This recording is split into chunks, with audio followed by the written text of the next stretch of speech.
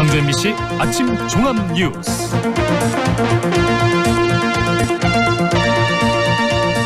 5월 21일 화요일 아침 종합 뉴스입니다. 집을 내놔도 사는 사람이 없는 거래 절벽이 광주 부동산 시장에도 현실화됐습니다. 한빛원전이 원전 1호기를 시험 가동하는 과정에서 법을 위반한 정황이 드러나 사용 정지 명령이 내려졌습니다. 자유한국당 심재철 의원의 5.18 민주화운동 보상금 신청서가 광주시에 보관돼 있는 것으로 확인됐습니다. 나경원 자유한국당 원내대표가 한국당 추천 몫에 5.18 진상조사위원 1명을 교체하겠다고 밝혔습니다. 이상 오늘의 주요 뉴스입니다.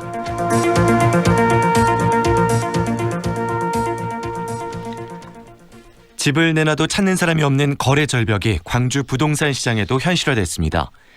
가격을 낮춘 급매물이 나와도 사겠다는 사람이 거의 없는 상황인데요.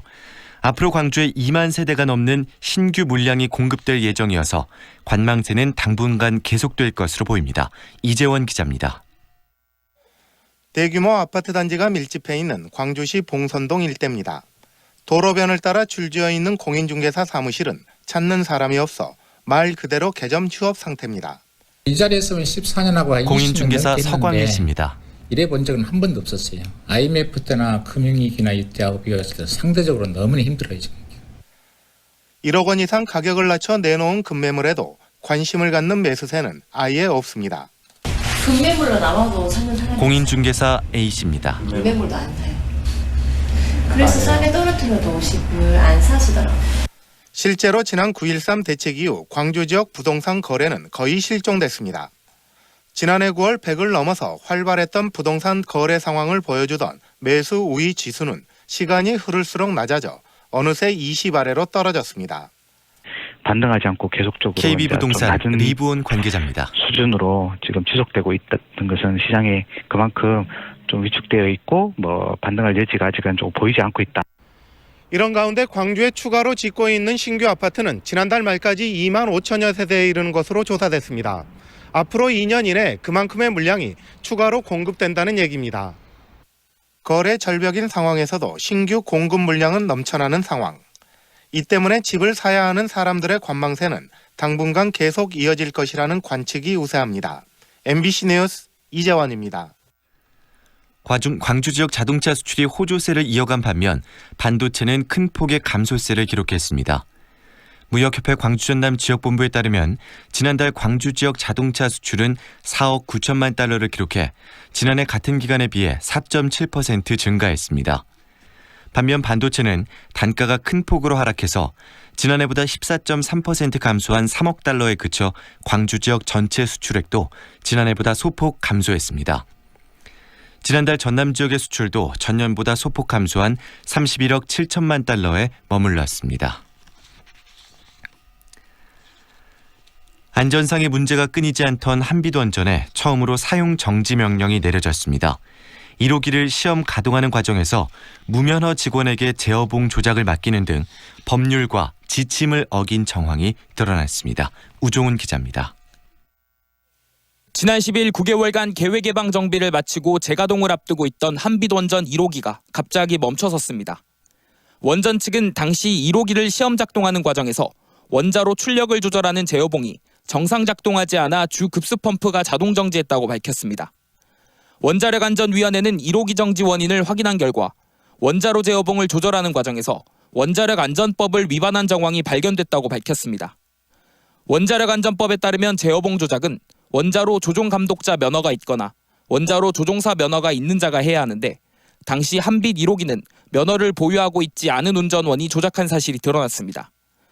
또 원자로의 열 출력이 제한치를 3배나 초과했는데도 즉시 원전을 정지시키지 않고 11시간을 운영한 사실도 확인됐습니다. 원안위는 한빛원전 1호기의 사용정지 명령을 내리고 특별사법경찰관을 파견해 한빛원전이 법과 지침을 알면서도 이를 묵인했는지 여부 등을 조사해 처벌할 계획이라고 밝혔습니다. 한빛원전의 사용정지 명령이 내려진 것은 지난 1986년 상업운전이 시작된 후 처음입니다. 원안위는 한빛 1호기에 대한 사건 조사와 안전성 평가를 끝낸 후 심의위원회를 거쳐 재가동 여부를 결정할 예정입니다. MBC 뉴스 우종훈입니다. 날씨가 더워지면서 일찌감치 에어컨 켜는 분들 많으시죠? 그런데 생각만큼 시원하지가 않다면 우리 집의 에어컨 배관이 잘 설치되어 있는지 확인해 보셔야겠습니다. 엉망으로 배관을 매립한 탓에 에어컨이 제성능을 하지 못하는 집들이 많다고 합니다. 조희원 기자가 취재했습니다. 지난 2010년 광양의 한 신축 아파트에 입주한 A씨. 10년 가까이 사는 동안 미지근한 에어컨 때문에 골머리를 앓았습니다.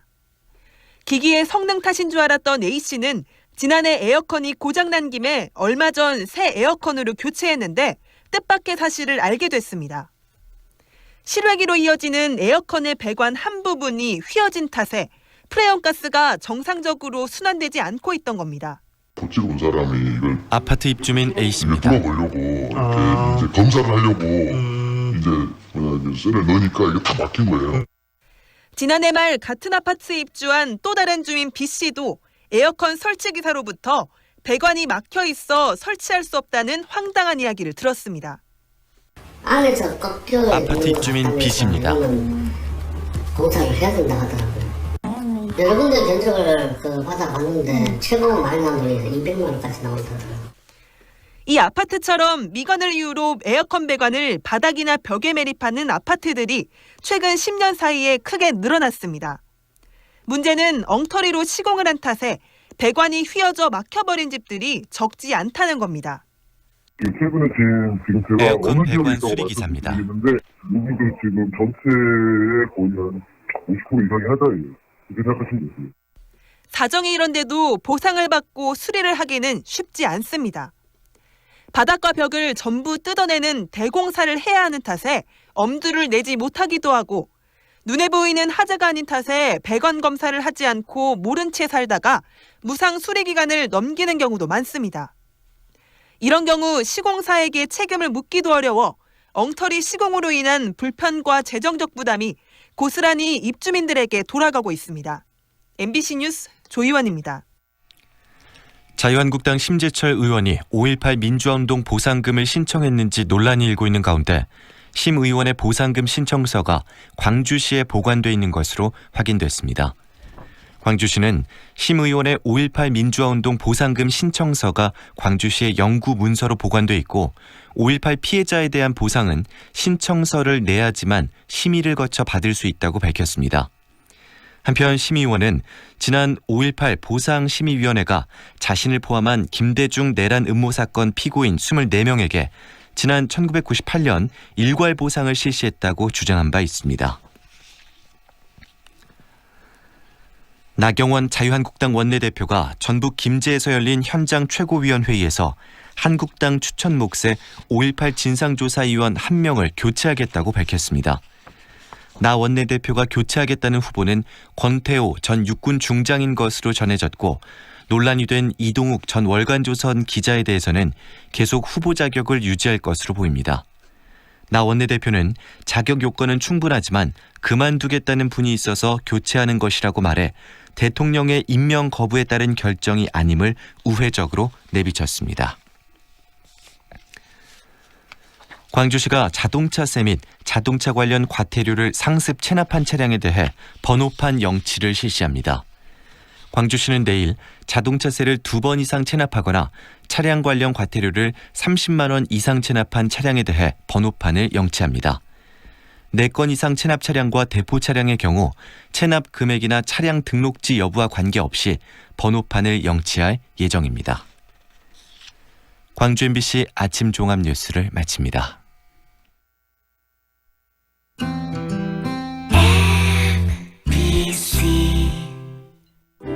연기자 정동환입니다. 가끔 그 사람이 떠오를 때면 저도 모르게 하늘을 올려다봅니다. 누구나 그렇지요. 그리운 사람이 보고플 때면 을에 하늘을 올려다보게 되는 것. 사람이 곧 하늘이기 때문이죠. 사람을 하늘같이 섬깁니다. 스카이 장례식장. 2년은 금방. 이사 걱정 없이 내 집 마련을 원한다면 호수공원과 테라스 거리, 생활을 생각한다면 16개 공공기관 이전 예정까지 미래 가치를 기대한다면 사랑으로 선택하세요. 광주 전남 혁신도시 사랑으로 부영 061-337-8245 부영주택. 지금 시각은 8시 10분입니다.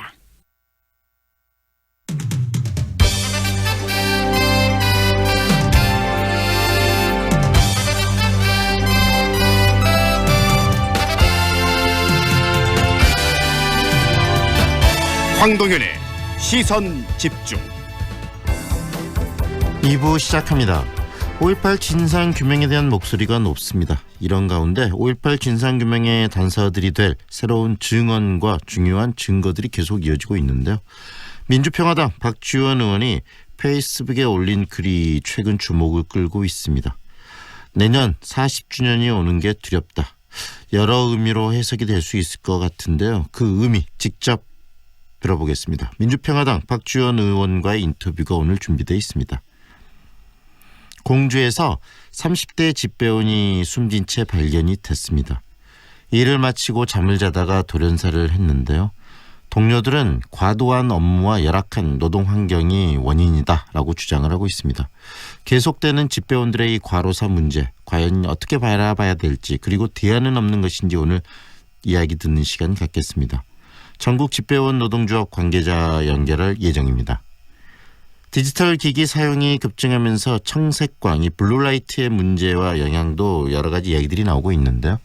블루라이트를 오랜 시간 접하면 눈 건강에 해로울 수 있다는 것이 일반적인 상식이지만 일부 전문가들은 실제 눈 건강에 미치는 영향은 좀 적다, 거의 없을 정도고 잘못된 상식이나 정보를 좀 바로잡을 필요성이 있다라는 얘기도 합니다. 컬러테크 연구소 김한 소장에게 블루라이트에 대한 궁금증 그리고 또 잘못된 상식들에 대해서 정리해보는, 들어보는 시간을 오늘 갖겠습니다. 황동현의 시선집중 계속됩니다. 우와, 통돼지 바비큐! 역시 우리 사장님이 최고! 즐거운 야유회, 체육대회, 최고의 맛으로 즐거움을 더하다. 통돼지 바비큐 출장 서비스 쿠바하우스. 알뜰한 가격 통돼지 바비큐 출장 서비스 쿠바하우스. 062-351-7711. 도시의 풍경을 바꾸는 제1풍경체. 이제 광주 북구의 풍경을 바꿉니다. 새로운 중심에서 만나는 1556세대 프리미엄 대단지 제1풍경체 센트럴파크. 광주의 변화는 풍경체로부터. 6월 오픈 예정. 1899-2195 제1건설. 5월 빌리브 트레비체의 이름으로 특별한 122분을 모십니다. 공원 속 상록회관 자리에 스카이브리지 커뮤니티, 닥트인 파노라마 뷰까지. 광주에 없던 하이엔드 클래스. 세상의 부러움에 산다. 빌리브 트레비체. 062-367-1000번 신세계건설이 시공합니다. 좁은 국토를 효율적으로 활용하여 에너지 영토를 넓혀가는 기업이 있습니다. 탑솔라. 생명의 가치를 높이고 미래의 변화를 준비합니다. 하늘의 태양을 땅의 태양으로. 탑솔라. 2년은 금방. 이사 걱정 없이 내 집 마련을 원한다면, 호수공원과 테라스 거리, 생활을 생각한다면, 16개 공공기관 이전 예정까지 미래 가치를 기대한다면 사랑으로 선택하세요. 광주 전남 혁신도시 사랑으로 부영. 061-337-8245 부영주택. 4월 7일 장례를 치르신 유족 박상아님입니다. 엄마 보내고 참 힘들었는데 위로가 많이 됐어요. 3월 4일 장례를 치르신 유족 전승현님입니다. 덕분에 잘 치렀습니다. 정말 감사합니다. 진정한 위로. 남문 장례식장. 피곤해. 오늘 술 약속했어요? 이거 농부가 짠 엉겅 퀴즈 꼭 챙겨가세요. 농부가 짠 엉겅 퀴즈? 술 마시기 전에 미리미리 아셨죠? 역시 당신뿐이야. 음주 전후에 장수식품 농부가 짠 엉겅 퀴즈. 과륙과 차도 있어요. 검색창에 장수식품. 아파트야, 타운하우스야? 어등산 한양 숫자인 테라스 플러스? 네, 어등산 숲세권에 1층은 테라스, 최상층은 옥탑이래요. 아파트 편리함에 타운하우스 여유까지 2배로 누리겠네. 어등산 한양 숫자인 테라스 플러스 5월 오픈. 1566-5335 주식회사 한양. 상무와 수완이 가까운 프리미엄의 중심, 무진로 진아리체 리버뷰가 옵니다. 무등산 영산강 특급 조망, 원스톱 중심 생활을 누리는 명품 중대형 무진로 진아리체 리버뷰. 6월 오픈 예정. 062-223-0002 진아건설.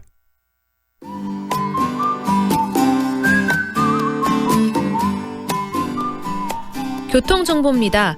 송도로 사랑병원에서 송정파출소 방향 사랑병원 지난 지점 가장자리 차로 막고 공사 중입니다. 주변 지나실 때 서행하시기 바랍니다. 진곡산단로 고조교차로에서 운소나들목 교차로 방향 수남터널 500m 못 간 지점 1차로에서 승용차 간 사고 발생했습니다. 주의해서 지나셔야겠습니다. 정체 구간 살펴보면 송도로의 교통량 많습니다. 송정 사랑병원에서 송정 2교 방향으로 지나는데 5분 소요되고요. 동구파출소 앞에서 광주 열린병원 방향으로 정체됩니다. 상무대로 운천저수지에서 상무지구 입구 사거리까지 양방향으로 제속도 못 내고 있습니다. 날씨가 더워지면서 에어컨 사용하시는 분들 많으실 텐데요. 오랜만에 에어컨을 가동할 경우에는 필터에 먼지가 쌓이고 세균이 끼어서 폐와 기관지에 안 좋은 영향을 줄 수도 있습니다. 에어컨 사용하기 전에 에어컨 필터를 꼭 청소해주거나 교체해줘야 합니다. 에어컨 필터는 보통 13,000km 정도 주행했거나 6개월에 한 번씩 교체해주면 좋습니다. 출근길 안전운행 하시기 바랍니다. 지금까지 광주 집값을 한눈에 광주 1등 부동산 어플 사랑방 부동산 협찬 교통정보의 신혜빈이었습니다. 황동현의 시선집중 듣고 계시는 지금 시각 8시 16분 지나고 있습니다. 지난 토요일 이 5.18 광주 민주화운동 39주기 기념식이 열렸는데요. 문재인 대통령의 기념사에 여러 가지 또 의미를 담았다는 이야기들도 나오고 있고요. 이 39주년을 참여한 많은 사람들의 또 남다른 이야기들이 나오고 있습니다. 민주평화당 박지원 의원은 그런데 최근 페이스북에 글을 하나 올렸는데요. 내년 40주년이 오는 게 두렵다라는 글을 올렸습니다.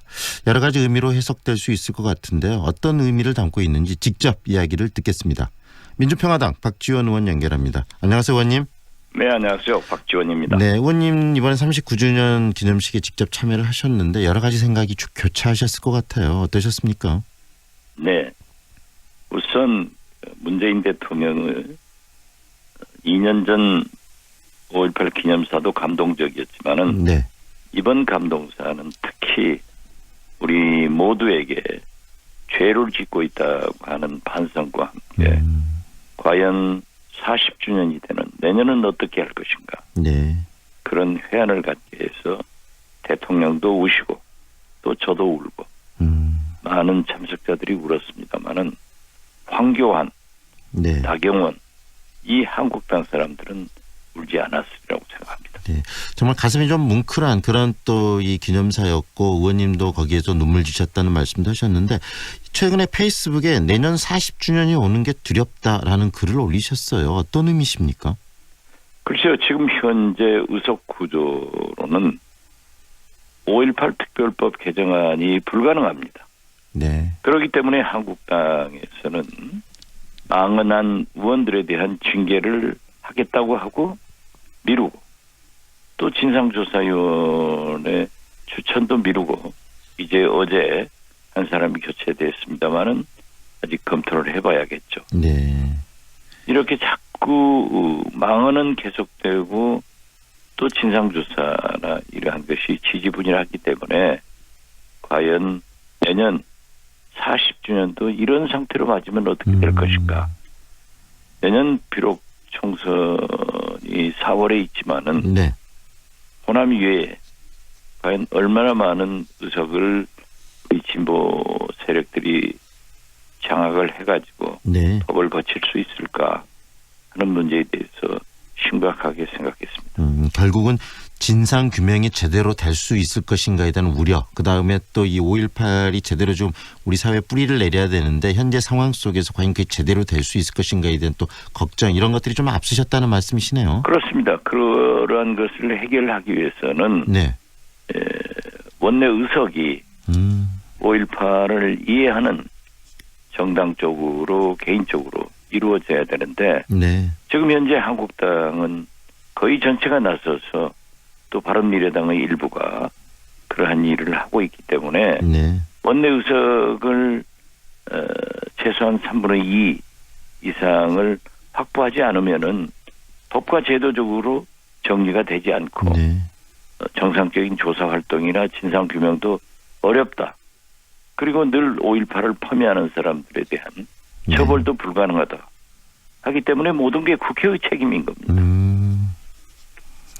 결국은 이 정치가 지금 현재 5.18을 제대로 풀어내지 못하고 있다고 많이 비판하고 있지만 결국은 이 정치적인 어떤 지형 상황이 지금 그 자유한국당이 갖고 있는 포지션이나 이런 것들 때문에 더 이 문제가 풀리지 않는다. 다시 말하면 5.18을 제대로 규명해내기 위해서도 내년 총선이 정치적인 지각구도의 변화가 굉장히 중요하다는 말씀이시네요. 네, 그렇습니다. 네. 예를 들면 패스트트랙으로 선거구가 확정되더라도 우리 호남은 광주 전남북 합쳐서 28석입니다. 네. 이게 만약 7석이 줄는다고 하면은 겨우 20석에 불과합니다. 영남은 지금 현재 67석입니다. 네. 이거 역시 7석 줄으면은 거기는 60석입니다. 60석 대 20석으로 물리적으로 불가능하지 않습니까? 네. 그리고 또 다른 지역도 그렇게 편차는 심하지 않지만은 이런 결과가 나오기 때문에 결국 한국당 의원들이 역사의식과 시대정신 그리고 사법부의 최종 판결을 받은 이 5.18 문제를 시대정신을 가지고 협력해 줘야 되는데 아직도 폭도가 들어왔더니 폄훼하는 그런 일에 동조하고 있기 때문에 되지 않고 있다.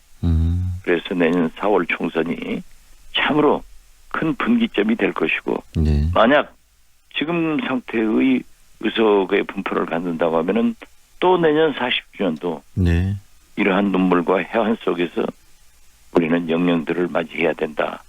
이런 생각을 합니다. 다시 말하면 광주에 있어서는 5.18을 폄훼하고 왜곡시키는 세력들이 폐해야 되고 그다음에 5.18의 진정한 가치를 인정하는 정치 세력들이 내년 총선에 승리를 해야 된다는 말씀이신데요. 그 부분에 대한 두려움에 앞서서 이 두려움을 이기기 위해서 적극적으로 정치권이 나서야 될 것 같은데 현재 정치권들의 상황들을 보면 그렇게 녹록하지는 않은 것 같아요. 어떻게 진단하십니까? 예. 한국당이 지금 제1야당이기 때문에 보십시오. 황교안 대표는 광주로 민생 탐방 오겠다. 오지 말라는 게 아닙니다. 와서 광주 5.18의 부상자들, 유족들, 그 관계자들이 어떻게 살고 있는가. 함께 살아보고 함께 얘기를 들어보고 함께 토론을 해보면은 그 진상을 알게 됩니다. 이것은 하지 않은 채 북한의 폭도가 들어왔다 하는 것부터 믿고 또 그분들의 얘기를 존중한다고 하면은 영원히 해결될 문제가 아니기 때문에 저는 참 내년 40년도 우리가 이렇게 보내서는 안 된다 하는 그런 회한을 느끼고 있습니다. 자유한국당의 행태를 좀 더 짚어보자면 최근에 이 지금 5.18 기념식에서 이 김정숙 여사가 지금 뭐 악수를 하지 않았다 뭐 이런 논리를 가지고 뭐 이것을 또 유시민 이사장의 지령이다라는 워딩까지 쓰고 그런데 이런 정치적인 어떤 뭐 수사들 이런 부분들을 보면은 또 정치인으로서 여러 가지 생각들이 좀 교차하실 것 같아요, 의원님. 어떻습니까? 그걸 어떻게 해야 될까요? 과거에도 그렇고 외국서도 그렇고 대통령이 악수하고 가시더라도 영부인들이 대통령 부인이 맞죠. 영부인이라는 말은 과거 권위 정권이고 대통령 부인들이 악수를 다 하는 경우가 지극히 드뭅니다.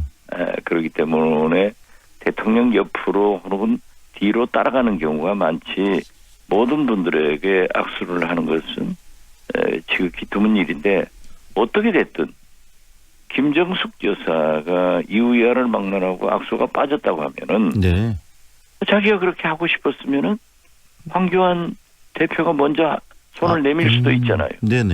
자기는 준비가 안 됐단 말이에요. 5.18에 대한. 그러면서 그것을 얘기하는 것은 마치 달을 가리키면 달을 봐야지 왜 손가락이 있는 반지가 뭐다라고 그런 거를 보고 쬐질하게 그 시비 거는지 저는 참 소임대 정치를 하고 있다. 이렇게밖에 볼 수 없었습니다. 그리고 이제 워딩, 단어들 또 지령이라는 이런 단어들을 쓰는 건 굉장히 좀 선동적인 의도가 있는 그러면 거 아니겠습니까? 박근혜가 지령했나요? 악수하지 말라고? 결국 의원님 내년에 결국은 중요한 부분들 이 민주화 운동의 5.18의 가치를 제대로 좀 뿌리내리기 위해서도 총선이 중요하다는 말씀하셨는데 총선에 나서는 이 필승 전략 우리 의원님께서 생각하고 있는 이 진보 세력들의 전략이 있으실 것 같아요. 오늘 이 자리에서 좀 나름대로 생각을 좀 꺼내 주시죠. 일반적으로 지금 진보 세력이 쇠퇴하고 있는 것만은 사실입니다. 네. 물론 요즘 유시민, 조국 또 이재명 지사가 재판에 살아나기 때문에 두 분의 활동과 재판의 청신호로 희망을 갖고 있지만은 어떻게 됐든 지금 보수는 황교안 대표를 중심으로 뭉쳐가고 있고 네. 특히 이 보수의 아성인 영남은 호남 인구의 거의 3배에 가깝습니다. 거기에서 문재인 지지도는 지금 30%대 미만으로 떨어져 나가고 있거든요. 네. 그리고 우리 호남은 아직도 60-70%를 유지하고 있기 때문에 네. 만약 자기들이 꼼수를 누리는 대로 지역 분열이 된다고 하면은 진보 세력은 절대적으로 불리한 입장에 있기 때문에 네. 보수가 지금 현재 단합하고 있잖아요. 네네. 그런다고 하면은 진보도 분열 상태에서 통합 상태로 준비를 해야 된다. 저는 그렇게 보고 있습니다. 현재 이 진보 세력들이 당이 좀 여러 개로 깨져 있는데 그러면은 이 정계 개편이나 이런 걸 통해서 민주평화당과 또 바른미래당, 이 더불어민주당까지도 이 진보를 표방하는 그런 정치인들이 좀 합쳐진다고 보시는 겁니까? 총선을 앞두고 보수가 바른미래당의 일부 보수 세력들이 네. 한국당으로 갈 때는 그러한 나비 효과가 또 진보 세력에도 있을 것으로 봅니다. 그 중심에 또 의원님께서 역할을 좀 하셔야 되지 않느냐라는 목소리가 나오고 있는데 의원님께서는 그런 부분에 있어서 진보야 그렇다면 이 통합을 위해서 어떤 역할을 하실지도 본인 고민이 많으시겠네요. 저는 어떻게 됐든 문재인 대통령이 성공해야 진보 개혁 세력으로 정권이 재창출됩니다. 네.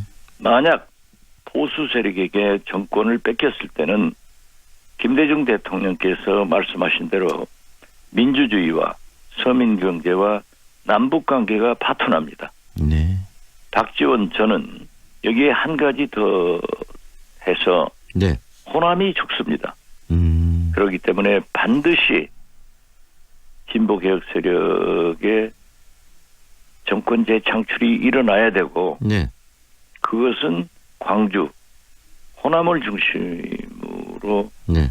단결해서 정권 재창출을 해야 된다.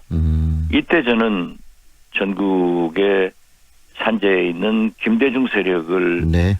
단합시키고 네. 또 제가 감히 호남을 대표한다고는 할 수 없지만은 네. 대변을 하기 때문에 열심히 단합시켜서 정권 재창출에 한 몫을 네. 기여를 할 것이 제가 할 일이다 이렇게 생각합니다. 결국은 진보 세력의 정권 재창출을 위해서 더불어민주당과 한당을 같이 하실 수도 있다는 말씀이신가요? 그럼 지금 현재 문재인 대통령의 성공을 위해서는 네. 더불어민주당이나 민주평화당이 함께 해야 됩니다. 그러나 더불어민주당 문재인 대통령의 경제정책 같은 것은 비판을 하는 것도 네. 협력입니다. 그러한 문제를 지적해 주는 거고 네. 만약 총선이나 특히 대통령 선거에는 우리가 함께 뭉쳐서 반드시 진보개혁 세력이 재집권할 수 있도록 네. 만들어야 되고 그것을 위해서는 문재인 대통령이 성공해야 된다 네. 하는 것을 거듭 말씀드립니다. 결국은 정리를 좀 하면 의원님 결국은 총선과 대선 이 진보 세력의 승리를 위해서 어떤 형태로든지 뭉쳐야 되고 또 그게 바로 5.18 민주화 운동의 가치를 제대로 지키는 일이다 이렇게 보시는 거라는 거네요. 그렇죠. 네. 네, 네. 오늘 말씀 여기까지 드릴게요. 고맙습니다. 네, 네 감사합니다. 지금까지 민주평화당 박지원 의원과 함께했습니다.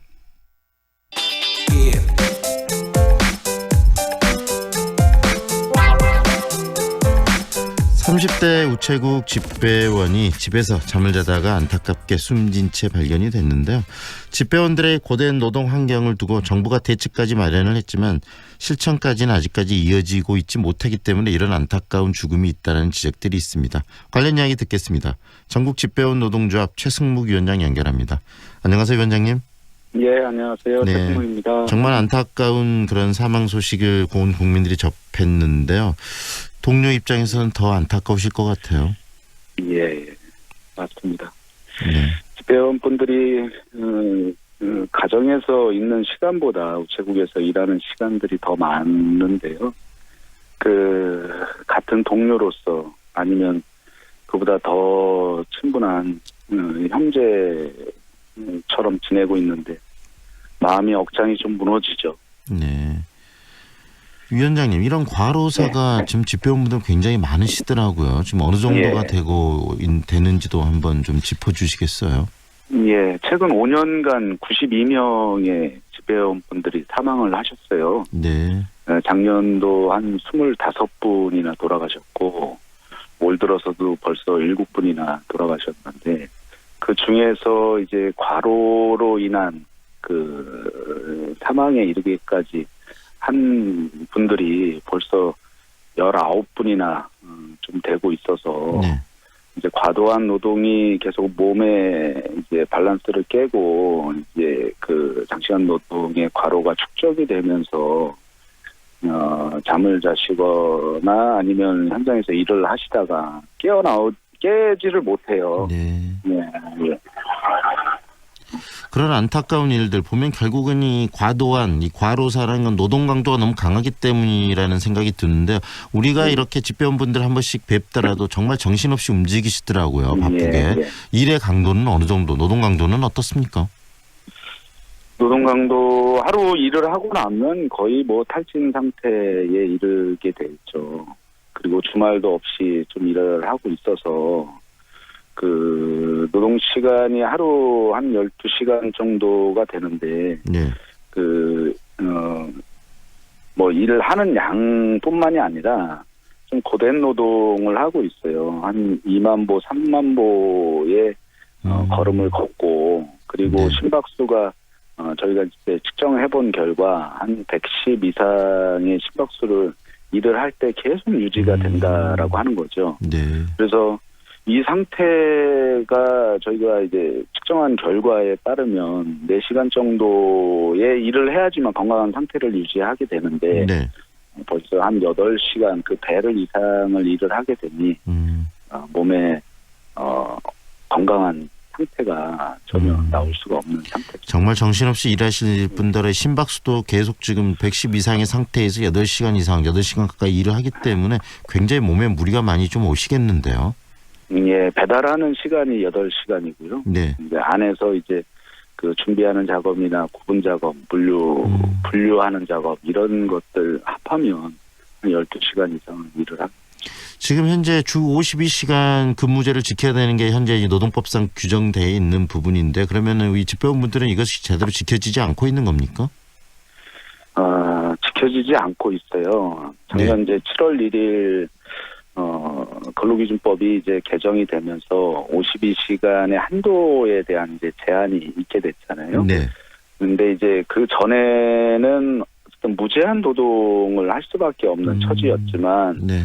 법 개정이 되면서 우편업도 이제 특례 업종에서 제외가 됐어요. 그래서 52시간 노동 시간이 단축이 되겠다라고 기대를 많이 했지만 적정하게 인력이 충원이 안 되면서 시간으로만 52시간에 대한 부분들을 적용을 하고 나머지는 이제 무료 노동으로 좀 내몰리고 있는 상태라고 보시면 되겠죠. 거의 그러면은 이 상황이 열악해진 거네요. 왜냐하면은 일의 양은 줄어들지 않은 상태에서 이 일의 시간은 더 인정해주는 시간은 줄어버렸기 때문에 그 이외의 시간들은 본인 스스로가 더 책임져야 되는 그런 상황이 된 거네요. 그렇죠. 그리고 또 시간에 맞추다 보니 이제 노동 강도는 더 세지게 되는 것이고요. 세졌죠.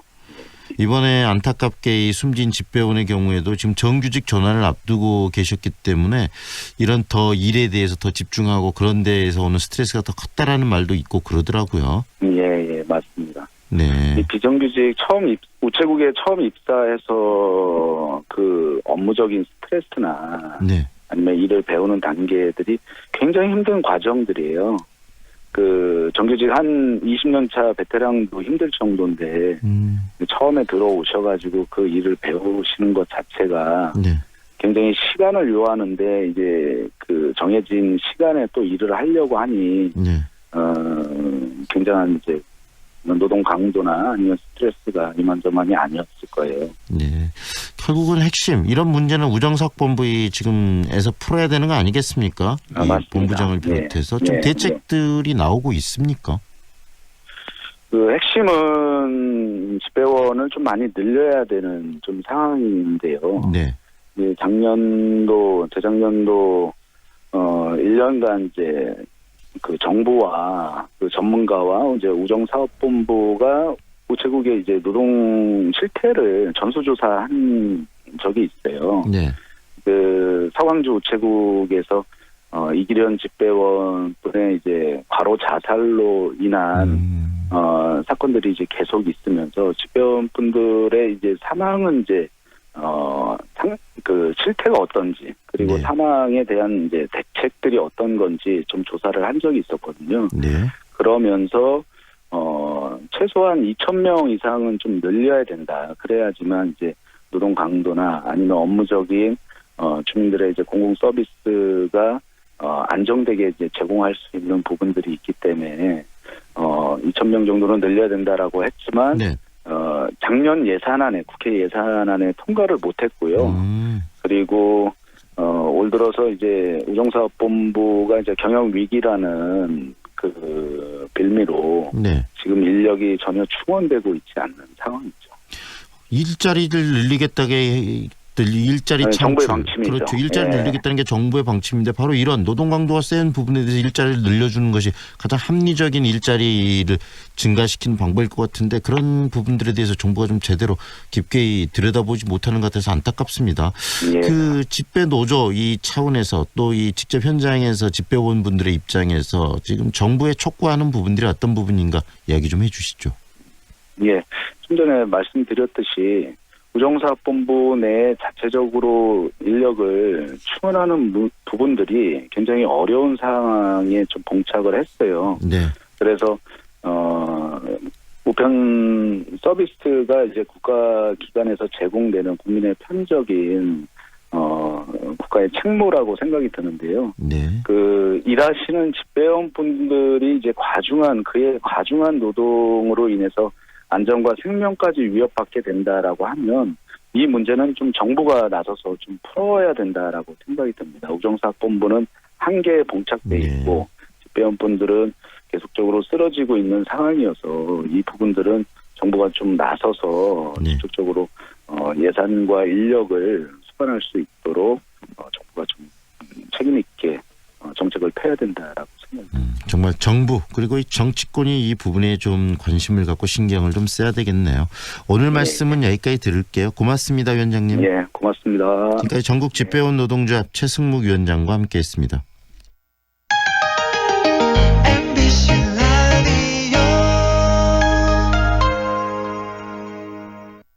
배우 한은정입니다. 생각보다 가까운 하늘, 그 하늘을 향해 대라수가 하늘을 걷는 다리를 놓습니다. 광주의 하늘을 당신에게 선물합니다. 하늘을 이어주는 아파트, 봉선주월 대라수 어썸브릿지, 광주 383-7774, 대라종합건설. 무등산 아이파크 이후 광주에 찾아오는 또 하나의 아이파크. 더 높아진 기대만큼 더 빛나는 가치로 광주 화정의 화려한 변화가 시작됩니다. 아이파크로 빛나는 광주의 화려한 변화. 광주 화정 아이파크. 5월 오픈 예정. 문의 062-351-7701. HDC 현대산업개발. 미래도의 일상은 작품이 됩니다. 중해공원과 비엔날레 문화라이프. 미래도의 입지는 예술이 됩니다. 우수한 교육 환경과 우남 재개발 프리미엄. 기대하세요. 6월 중해공원 모아 미래도의 프리미엄이 당신을 찾아갑니다. 062-372-2001 모아 종합건설. 마루하면 정상이잖아요. 요즘 여자들 마음 사로잡은 중해 마루 일이 인기라고 합니다. 첨단에 이어 생활의 가치가 시작되는 곳. 광천 중해마루일 센터미 5월 24일 오픈합니다. 문의 광주 352에 4500번. 93.9 Feelings between the sheets. Why am I caressing my mama's fat knees? 세상을 보는 지역의 눈. 여러분은 지금 황동현의 시선 집중과 함께하고 있습니다. 스마트폰이나 이 태블릿 PC, 우리 일상을 편리하게 해주는 그런 기기들인데요. 이런 기기의 디스플레이 화면에서 나오는 청색광, 이 블루라이트가 눈 건강에 악영향을 미친다는 주장 끊임없이 이야기돼 왔는데 일부에서는 또 그런 주장들이 잘못되어 왔다는 그런 분석도 나오고 있습니다. 이 블루라이트에 대해서 좀 오늘 알아보는 시간을 갖도록 하겠습니다. 컬러테크 연구소 김한 소장 연결합니다. 안녕하세요, 소장님. 네, 안녕하십니까. 네, 블루라이트에 대해서 여러 가지 이야기들이 나오고 있어서 오늘 소장님과 좀 정리를 하고 싶은데요. 먼저 청색광, 이 블루라이트가 어떤 빛인지 소개를 해주시겠습니까? 블루라이트는 단어 그대로 푸른 빛을 뜻합니다. 네. 우리가 일상 생활에서 보는 푸른색 신호등, 푸른 하늘 이런 것들도 다 모두 블루라이트고요. 네. 사실 근데 태양빛이나 형광등 이런 조명들 은 우리가 흰색의 빛으로 보고 있지만 흰색의 빛이라는 건 사실 없습니다. 네. 빨주노초 파남보의 색상이 합쳐져서 흰색으로 보이는 것을 이미 이제 뉴턴이 발견했고요. 우리는 이제 초등학교 때 레드, 그린, 블루가 합쳐져서 흰색을 이루는 삼황색의 원리를 배웠습니다. 네. 결국 수십만 년 동안 이제 인간이 누려온 태양빛도 블루라이트를 포함하고 있는 거고요. 네. 현존하는 가장 강력한 블루라이트는 태양이라고 할 수 있습니다. 우리 사람의 눈은 이제 전자기파 에너지 중에서 그 특정 대역의 파장을 빛으로 인식을 하죠. 그래서 이를 눈으로 볼 수 있다고 해서 가시광선이라고 합니다. 네. 스마트폰처럼 이런 디스플레이를 많이 보게 되면서 가시광 파장이 눈에 과연 유해한지, 생체 리듬에 영향이 있지는 않은지에 대한 의구심이 생기시는 것 같습니다. 결국은 우리들이 좀 쉽게 블루라이트, 청색광이라고 말하고 스마트폰이나 또 태블릿 PC에서 나오는 이걸 블루라이트라고 하는데 좀 더 구체적으로 그게 바로 가시광선이라는 말씀이시네요. 네, 결국 우리가 자연에서 보는 파란색 빛하고 똑같은 빛입니다. 네. 다르지 않습니다. 그런데 지금 우리들이 이렇게 이 스마트폰이나 이런 기기를 통해서 접하는 이 블루라이트가 눈 건강에 굉장히 좀 좋지 않다라는 지적이 있는데 전문가로서 그 지적에 대해서 어떤 생각이십니까? 일단 사실 이제 빨주노초 파남보 색상은 단파장으로, 그러니까 빨주노초 파남보 순서대로 갈수록 에너지가 커집니다. 그 보라색을 넘어가면은 이제 우리 눈으로는 볼 수 없는 자외선이 되는데요. 네. 그 자외선 정도 되면은 이제 피부에 트러블도 생기고 침투할 수 있는 수준이 되기 때문에 자외선 차단제를 바르기도 하고요. 그래서 이제 이런 에너지가 세지면 각막과 수정체에서 어떤 자외선 대역의 파장에 이제 문제가 있지 않을까 이런 그 우려를 하시는데요. 네. 사실 이 자연계의 빛은 우리가 이제 인류가 수십만 년 동안 계속 받아오고 살아왔던 것이기 때문에 사실 이제 다른 연구들에서도 이런 그 블루라이트가 유해하다라는 주장은 과학적인 근거가 없다라고 얘기를 하고 있죠. 네. 그러면 스마트폰이나 이런 기기에서 나오는 블루라이트하고 그다음에 자연에서 우리가 접하는 블루라이트는 정확하게 성격이 좀 일치한 그런 빛입니까? 네. 그렇기 때문에 1차적으로 우리가 스마트폰에서 이렇게 접하는 블루라이트도 그 자연의 어떤 블루라이트와 같고 그래서 눈에 그렇게 큰 영향을 주지는 않는다. 이렇게 이해를 할 수 있는 겁니까, 그럼? 네, 결론적으로 말씀을 좀 먼저 드려볼까요? 이걸 확실하게 규정을 지은 논문이 이제 네이처지에 발표가 됐는데요. 네. 이제 우리가 아무리 푸른 하늘을 본다고 해도 눈에 전혀 유해하지 않지 않습니까? 평생 동안 보더라도. 그런데 이런 조명이나 컴퓨터 화면이나 스마트폰 같은 그런 장치에서 방사되는 그런 그 블루라이트 파장은 자연계에 존재하는 블루라이트 파장보다 한참 그 떨어지는 수준입니다. 네. 결론적으로 극단적인 장기간의 관찰 조건에서도 결국 이런 공중 보건에 대한 우려를 전혀 제시하지 못했습니다. 네. 그러니까 만약에 스마트폰의 블루라이트가 유해하다면 우리가 이제 푸른 하늘을 보면 눈이 멀어버려야 되는 거죠. 그래서 유해하지는 않다. 하지만 지속적으로 어두운 곳에서 이 스마트폰이나 그다음에 태블릿 PC 같은 그런 것들을 바라보면 눈이 이렇게 시력이나 이런 게 저하되는 경우도 있는데 시력 저하하고는 영향이 좀 있나요? 사실 그 문제는 이제 요즘에 스마트폰의 사용 시간이 급격하게 늘어서 이렇게 이제 그렇게 느끼시는 것 같은데요. 네. 그러니까 사실 스마트폰이든 책이든 이제 뭔가를 오랫동안 집중해서 보시면 이제 눈의 깜빡임의 횟수가 줄어들게 되면서 눈의 건조를 유발하고 피곤하고 이제 뭐 긴장되게 만드는 그런 이제 영향을 가지게 되겠죠. 그래서 뭐 우리가 이제 결국은 동일한 시간 동안 그 스마트폰을 보는 동일한 시간 동안 똑같이 책을 봐도 똑같은 결과라는 것이죠. 네. 그렇다면 시중에서 지금 판매가 되고 있는 이 블루라이트 차단 안경들이 많이 좀 판매가 되고 그렇거든요. 그래서 이제 블루라이트가 눈에 나쁘다는 전제 속에서 이런 그 안경들이 나오고 그러는데 이 안경을 사용하는 부분에 대해서는 전문가로서 어떤 생각이십니까?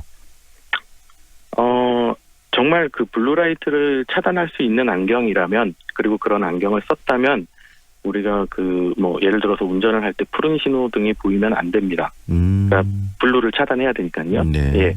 근데 그렇지는 않지 않습니까? 사실 이제 그런 블루라이트 차단 안경과 같은 특수한 제품이 필요하신 분들도 계세요. 예를 들면 안과 질환을 가지고 계신 분이라든지 어떤 안과 수술을 거치신 분들에게는 필요성이 있을 수는 있는데 사실은 그런 분들에게는 차라리 선글라스가 훨씬 더 효과적인 대책이라고 볼 수 있고요. 그래서 저는 이제 블루라이트 차단 안경에 대한 효과는 우리가 흔히 얘기하는 그런 전자파 차단 스티커 정도의 의미로 생각을 하시면 좋을 것 같습니다. 네, 오늘은 여기까지 들을게요. 유익한 정보 고맙습니다. 네, 감사합니다. 지금까지 컬러테크 연구소 김한소 소장이었습니다.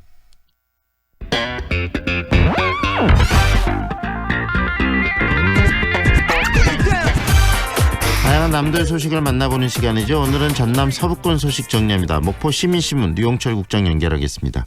안녕하세요, 국장님. 예, 안녕하세요. 네, 2018년 마무리된 목포시 원목동 도시재생 시범사업에서 펼친 이 문화예술 및 청춘 창업 지원 사업이 위법하게 진행돼서 이 사업을 좀 중단하고 또 적법하게 진행해라라고 법원이 지금 판결을 했는데 네네. 이 소식이 좀 어떻게 된 이야기인지 전해주시겠습니까? 네, 지난해 마무리된 목원동 도시재생 사업 일환으로요. 목포시가 추진한 청춘 창업 지원 사업 예비 창업자 선정 절차가요. 위법하다는 법원 판결에 나와서 지역사회가 술렁이고 있습니다. 네. 강주지법 제1행정법원은요. 예비 창업자 선정에 있어서 주요한 심사 기준을 불명확하게 공고하고 정당한 이유와 절차를 걸치지 않고 기준을 임의로 변경했을 뿐만 아니라 목포시 스스로 선정한 심사 기준도 준수하지 않았다고 판결하면서 사업 중단을 판결을 했습니다. 네. 청춘 창업 사업에서 참여한 탈락한 A씨 등 13명이요. 지난해 목포시장을 상대로 낸 창업자 선정 처분 취소 청구 소송에서 승소 판결이 얻어낸 것입니다. 네네. 재판부는 선정된 예비 창업자와 대기자들 중 16명이 목포시 스스로 선정한 기준에 위반되는 가점을 부여받았다고 지적을 했습니다. 만약 올바른 가점을 받았을 경우 최종 점수가 선정 기준점 이하로 예비 창업자 내지는 대기자로 되지 못했을 거라고 보았습니다. 네. 선정된 총 85명의 예비 창업자와 대기자들 중에서요.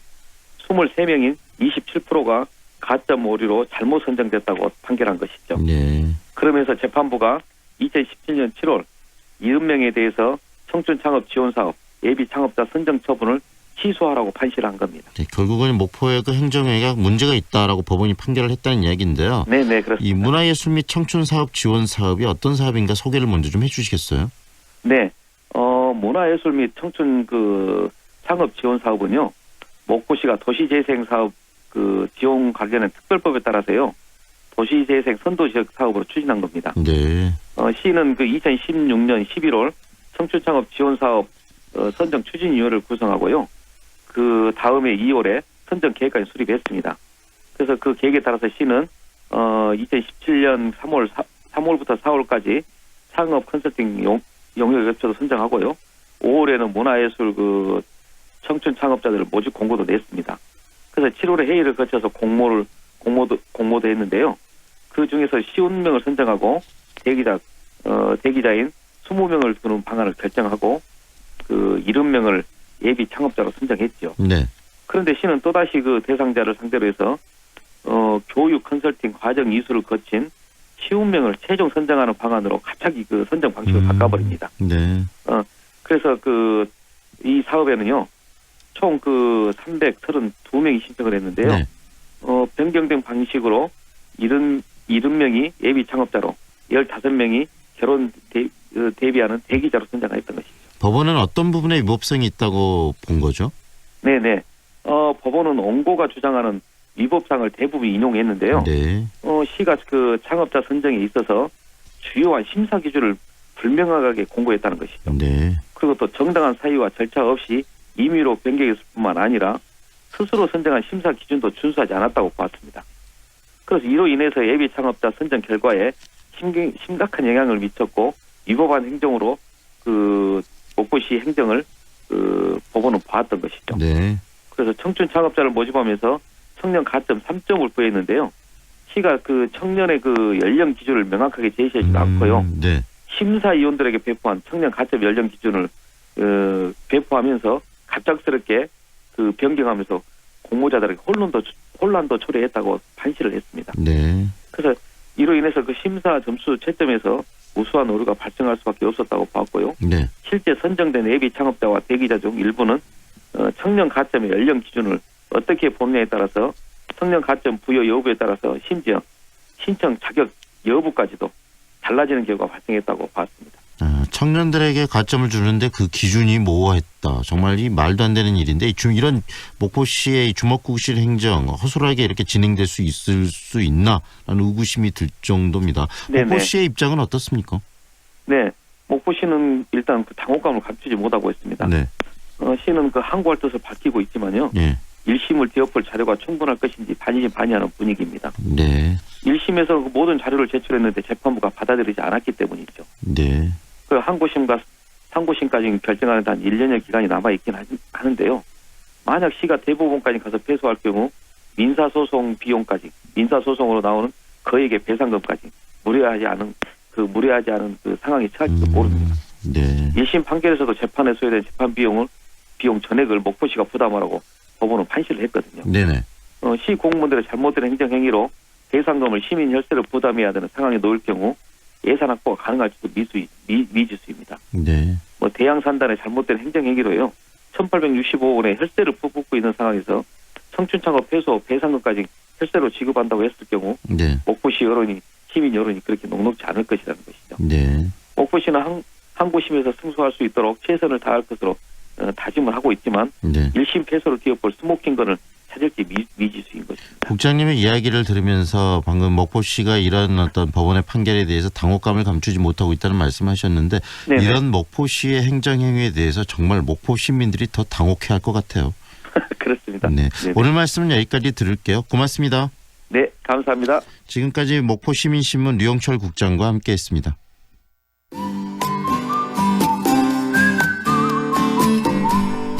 날씨 정보입니다. 오늘은 여름의 두 번째 절기 소만입니다. 소만은 햇볕이 풍부하고 만물이 가득 찬다는 의미가 있는데요. 의미만큼 볕이 포근하게 내리쬐겠습니다. 오늘 아침 기온 11도로 시작하면서 한낮 동안은 24도까지 기온이 오르겠습니다. 전국이 맑은 날씨를 보이겠고 바람이 강하게 불겠습니다. 현재 광주의 기온은 16도, 습도는 75%입니다.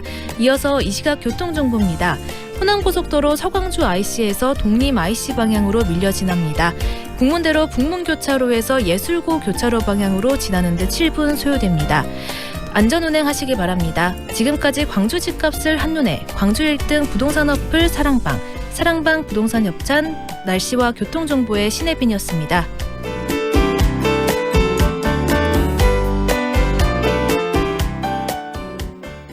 배우 한은정입니다. 생각보다 가까운 하늘, 그 하늘을 향해 대라수가 하늘을 걷는 다리를 놓습니다. 광주의 하늘을 당신에게 선물합니다. 하늘을 이어주는 아파트 봉선주월 대라수 어썸브릿지 광주 383-7774 대라종합건설. 프리미엄 SUV의 모든 기준 집 그랜드 체로키. 오직 5월 한 달간 최저 5,130만 원의 파격적인 가격으로 프리미엄 SUV를 누릴 절호의 기회. 집 그랜드 체로키. 지금 지프 전시장으로 문의하세요. 무등산 아이파크 이후 광주에 찾아오는 또 하나의 아이파크. 더 높아진 기대만큼 더 빛나는 가치로 광주 화정의 화려한 변화가 시작됩니다. 아이파크로 빛나는 광주의 화려한 변화. 광주 화정 아이파크. 5월 오픈 예정. 문의 062-351-7701. HDC 현대산업개발. 좁은 국토를 효율적으로 활용하여 에너지 영토를 넓혀가는 기업이 있습니다. 탑솔라. 생명의 가치를 높이고 미래의 변화를 준비합니다. 하늘의 태양을 땅의 태양으로. 탑솔라. 아파트야, 타운하우스야? 어등산 한양 숫자인 테라스 플러스? 네, 어등산 숙제권을 1층은 테라스, 최상층은 옥탑이래요. 아파트 편리함에 타운하우스 여유까지 2배로 누리겠네. 어등산 한양수자인 테라스 플러스 5월 오픈.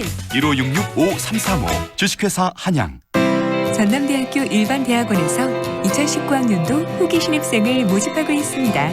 원서 접수 기간은 5월 7일부터 5월 23일까지이며 전형일은 6월 4일입니다. 전형 방법은 면접 전형이며 자세한 사항은 전남대학교 대학원 홈페이지 모집 요강을 참고하시기 바랍니다. 5월 21일 화요일 황동현의 시선집중이 준비한 내용은 여기까지입니다. 지금까지 연출 황동현, 한가름, 구성 최은영, 박소희, 기술 박성현, 그리고 진행의 황동현이었습니다. 오늘도 함께해 주셔서 고맙습니다.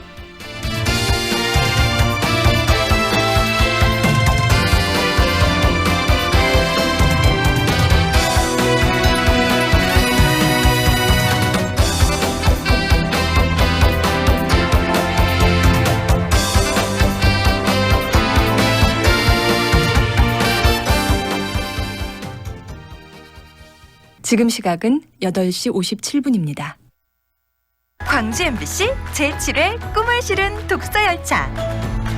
독서 토론을 통해 친구들과 생각을 교환하고 방송인, 영화인, 베스트셀러 저자와의 만남을 통해 폭을 넓히고 파주 출판 도시를 해설사와 함께 둘러보는 2박 3일의 알찬 체험. 참가 신청서는 광주 MBC 홈페이지에서 내려받을 수 있습니다. 광주 시내 고등학교 1학년 학생들의 많은 참여를 기다립니다. 광주 MBC 꿈을 실은 독서열차는 질문이 있는 교실, 행복한 학교, 광주광역시 교육청, 광주광역시 교육연구정보원과 함께합니다. 배우 박철민의 귀환, 연극 늙은 도둑 이야기. 28년간 사랑받아온 국가대표 시사풍자 코미디. 5월 31일과 6월 1일 광주 5.18 기념 문화센터에서 호복절도 배꼽 잡는 웃음을 전해드립니다. 대체불가 박철민, 전회 출연, 전회 매진의 신화. 2019년에도 통쾌한 웃음은 계속됩니다. 연극 늙은 도둑 이야기. 공연 문의 1588-5187. 예매 인터파크. 14세 이상 관람가이며. 이 공연은 광주 MBC가 주최하고 진아리체가 함께합니다. 광주 MBC 5월 건강교실. 허리 건강을 되찾는 신경치료법. 잘못된 자세와 무리한 활동에 무너지는 건강.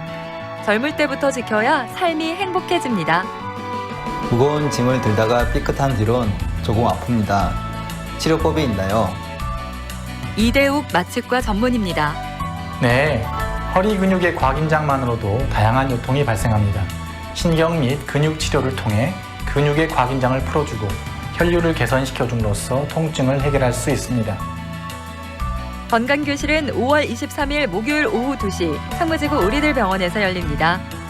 초청장은 담양 강의리 추어탕, 담양 한제골장어, 5개 광고 디자인 전문기업 더페이지, 광주 MBC 안내실에서 나눠드리며 방청객에게는 메가박스 전대점에서 관람권을 드립니다.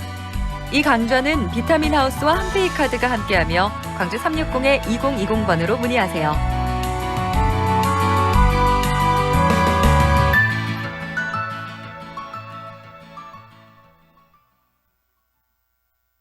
AM 819kHz, 표준 FM 93.9MHz, 광주 MBC 라디오입니다. HLCN. 친구처럼 다정한 연인처럼 MBC 문화방송. 여러분의 다정한 친구 광주문화방송이 9시를 알려드립니다.